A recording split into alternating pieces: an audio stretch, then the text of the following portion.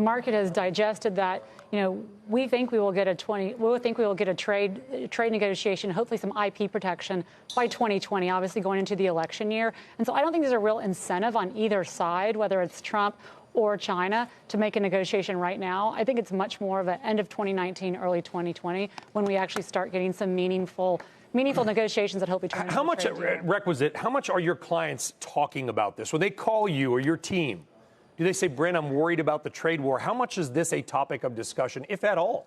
Really not much. I mean, I think more when, like in December, when the markets were off, 9% in December, that was much more of discussion of what's happening at the Fed, what's happening with earnings. Really, I think people understand, we all have a Twitter account, that this is much more rhetoric, and that ultimately we all feel confident this will get resolved before the election. But I think this is part of the big piece of the puzzle we talk a lot about is the U.S. dollar. You can talk about the banks, you can talk about all different sectors, but the U.S. dollar, and why I like international, why I like emerging markets, I even like India, INDY, that's the Nifty 50, due to the fact that we see the Federal Reserve, the trade tariff conversation, all coming together in conjunction, debasing the U.S. dollar. That stagnant U.S. dollar will help those international markets, Sully.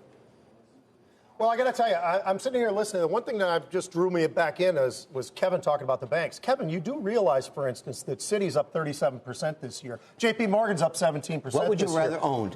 S&P, even though it's in there by itself and not have any banks, you would have outperformed by about 17%. I think if you had some of these banks and you're trading them, if you're fortunate to be trading them right, Pete, hold on, guys. I want to combine the two worlds, the bank earnings and the headlines that we're just getting. Sort of cycle it in.